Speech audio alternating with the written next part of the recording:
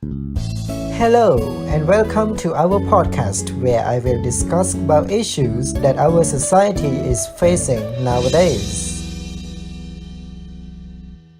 This week, we continue to talk about the situation in Myanmar. We talk about how the people of Myanmar responded to the coup, what are the actions that have been taken, and what other people can do to help.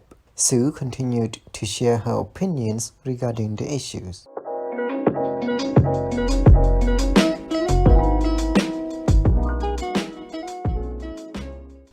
So, how has the society responded to that beside demonstration? Okay.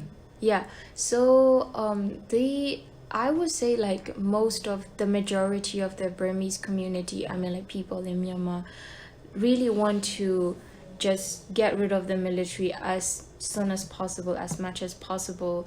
And like the military had perpetrated a lot of crimes against the ethnic minorities, and the ethnic minorities really hate them too.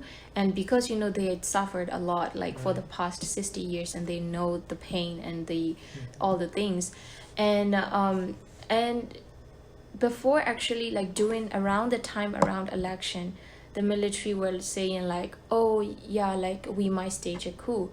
So those kind of thing happen. And then also they were saying that like there were some distraction from the military side to kind of like undermine the election at that time too. So the public kind of like more people actually voted in the election than ever before. And that was good. And also like when the public won, like see the see that the Democratic Party won the landslide, everybody was pretty much happy. And everybody is looking forward to like have a new government and all that thing. But then like when the coup started, everyone was worried, but at the same time very determined, like to just just kick the military out. And then people have been trying to do everything that they can do. Like some people, they are not, I mean maybe their parents are not allowed them to do are not allowing them to go out and protest, so they would just stay on like laptops and phones and trying to post everything that they can. Yeah, people are really against the military, I would say. Yeah. Yeah. So, how about the capital city? Because there's a say that the capital city is built in a way that it is kind of hard to communicate with the people. Yeah. So the capital city was, I think, started I think it was built in 2005 or something like that. And then later they announced that that is going to be a new capital, I think around like 2006 or so. And I don't know if you had looked like saw the photos of the new capital. It has like big six roads or like Right. 10 roads, right? It's pretty crazy. Mostly that city has only like parliaments and like government buildings and stuff like that. Not a lot of people live there. Yeah. But outside of the capital city and around the capital cities are like villagers and communities living there. And a lot of people have been like going inside the capital and protesting, and there have been multiple crackdowns on that city too. And yeah, it is very hard to go in, communicate with them. For example, the very notorious military general called Udan Shui. He has been hiding in that capital city somewhere. We don't know where he is. Like since 2012 or 2011 or 2012, since then he never appeared in the public, and then we never knew where he is. Even though the city itself, I don't think it's that big. But then like he is somewhere hiding, and we don't even know that. Yeah. What about the leader of the National League for League for Democracy? Democracy. Yeah, so she is also the leader of the National League for Democracy and also the state councilor, right? So she was detained on the 1st of February, and since then the military took her somewhere. We don't know where she is at all right now, like till now. So we will see what's gonna happen to her too. Yeah. Yeah, I hope that we're gonna hear from her soon. Yeah, yeah. And so obviously there Mm-hmm. were like international efforts to Mm-hmm. stop that, and the Yeah, ambassador, yeah. the Burmese ambassador to the UN, United Mm-hmm. Nations, Mm-hmm. had spoke up about that, and Yeah, then yeah. the military leader just Mm-hmm. fired him. Yeah, You know, of course. yeah. So what does this mean to To you? you, okay. Yeah, and for the country? Okay. So his name is Ujo Motun, and he is the U.S. ambassador, UN ambassador to the UN. How do I say, Myanmar ambassador to the UN? Yeah, and from New York. So he spoke out about this issue in the meeting, and it was really, you know, how do I say this? It was very emotional for Right. all of us, because we never expected that, like, a person like that, like him, would speak out in the meeting, because the same position as him, there was another ambassador in Geneva. A week ago, Ujo Modern spoke in the meeting. That ambassador in Geneva didn't speak up at all. He just go along with what the military told him to do. So he said, like, oh, the coup is just an international internet affairs, and it's not like a coup. So it wasn't helpful for us. But this ambassador in New York, he spoke up, and it was really helpful and very emotional for us, and we really thank him for him standing with us. And he was fired by the military, but he is in New York right now. And then there is a committee founded by the parliament, a new parliament members, called CRPH, which is Committee Representing Pidangsu Lodor. Pidangsu Lodor means parliament in general.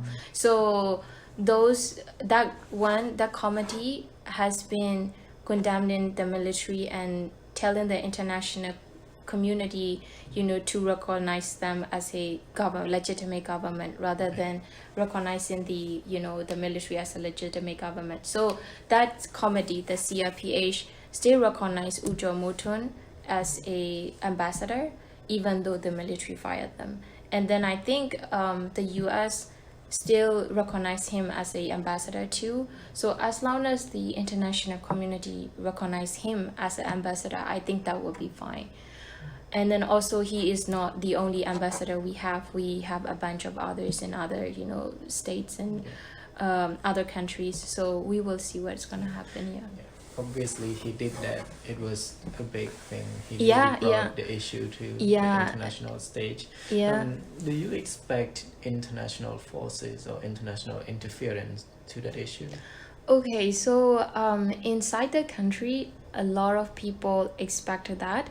And for example, at the beginning of the protest, you can see people holding up banners saying that, like, we need military intervention from the United States and stuff like that. I think, like, intervention from the United States, I think is very unlikely, because US has this very notorious role in the Middle East and all that, so I don't think it will happen. And plus, like, I don't really want to see, like, my country be in a like a war zone because of that. And there's also another calling for international intervention, which is called R2P. R2P means responsibility to protect. So in the UN constitutions, there is that R2P, and that means that, like, international community and international countries around the world can actually dispatch military interventions too. I think mostly that's gonna be from the military forces, going to be from, like, different states and all that. But I'm not sure military intervention. I don't think that can happen. But R2P alone doesn't really represent military intervention. It also represents sanctions and all that, economic sanctions, and not recognizing the military and all that. So that's what international community has been doing. But militarily, I don't think, like, any any, I don't know, military interventions can be Right. dispatched at this point right now. Yeah. So that's a lot, Yeah. right? Um, of course, it's really hard to see, Yeah, it um, is. especially when it seems like the democracy just started and then Yeah, somebody and is then it just was robbed. trying. So Yeah, everybody's like, okay, like how do we take that back, you know? yeah, And then like people in the countries, they also want people from outside to help. But at the same time, I feel like people from outside cannot do much. right. And then I think the force need to come from the inside. But inside, of course, the military doesn't have flowers, they have guns, right? So the guns can shoot everybody. So how do we go about it? That's going Right. to be a something that we need to like look forward to. Yeah. So, do you think that Myanmar will be back to democracy anytime soon? Okay, so I think like we can be back, and everybody in the country is pretty hopeful for it, and then you know everybody is ready to fight for it. Like no matter what, like how many blushes we will have, we just like go in and fight about it. And there was a famous quote from a activist. He was a student activist, but now you know he's much older, and he said. After you realize that there is nothing much to lose after you know like this coup, you you become like afraid of nothing, like so now everyone in the country just wants to put all of their efforts in fighting this, and then you know taking back our democracy that was robbed on February 1st. Yeah. Yeah, and I really hope that democracy will be back soon. Yeah. For Myanmar. Yeah. So, with all of that, what can outsider like me or your friends can do to Okay. help with the issue? Okay. And should the UN be involved? Okay, so I think people from outsider, what people can do is spreading the awareness, because you know like a lot of international community, like a wider range of international community need to know about it, not just about UN and all that, but just you know a kind of like a public citizens need to know this and spread the news. And also of course one thing we can do is donating money, because we have this movement called civil disobedience movement, which means that like government servants and civil servants, they are not going to work, and then they are defying you know every orders that military is telling them to do. So for example, there were railways workers, and then the military ordered them you know to operate the railway system, and then the trains, and then for transportation, like transporting their you know supplies and all that. But railway workers has been really like you know staying against them and not going to work, not doing anything. And those railway workers have a housing that is given by the government. So now the military forced them to like get out of their houses and leave the houses, you know, like eviction. So they don't have houses right now. Some of them are like just on the streets and all that. So for that we need to fund. So there are a lot of government you know servants, so that's why we need money for that. So international community of course can donate, you know, $1 is a lot in my country. So I hope that like you know a lot of people would donate to that. Yeah.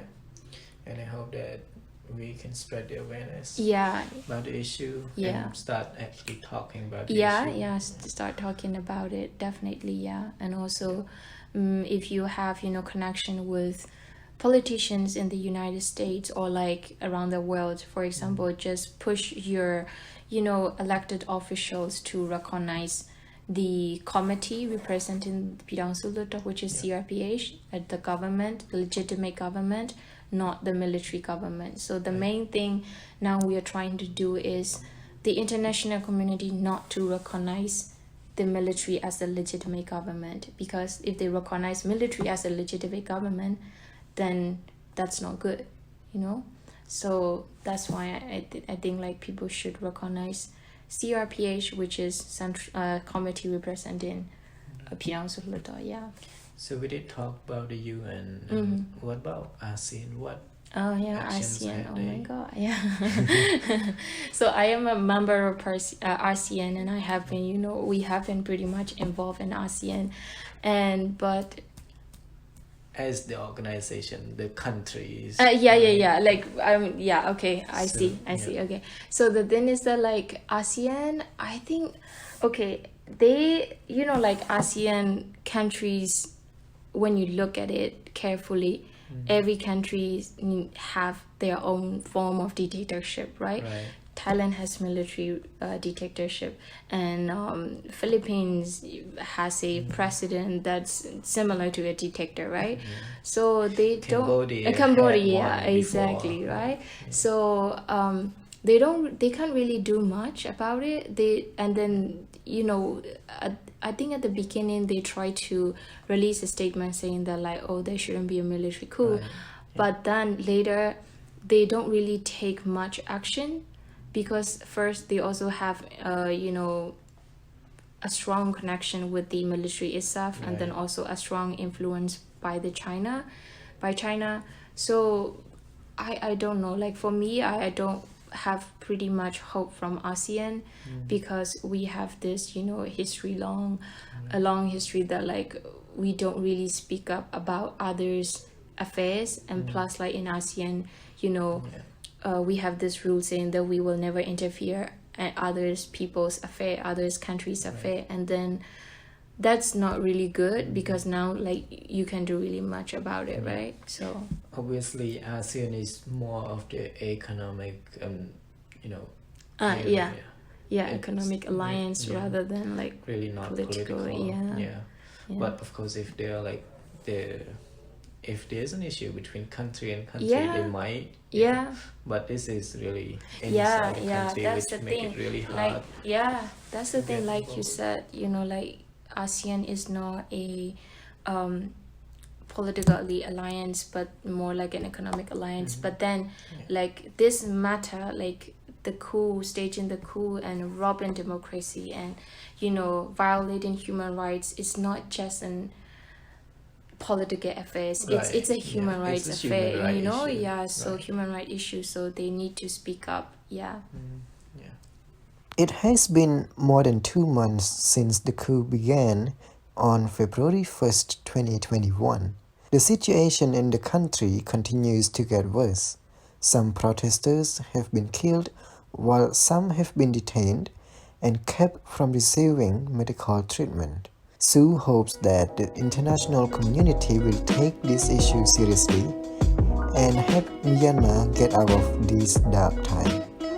Next week, we will continue to talk about the issue that we are facing in the society nowadays. I hope you learn about the issues relating to what is happening in Myanmar from our podcast. I thank you for listening, and I hope you will come back for my future podcast. Don't forget to like, subscribe, and respectfully share your opinions in the comment section below. And remember, never stop learning and sharing.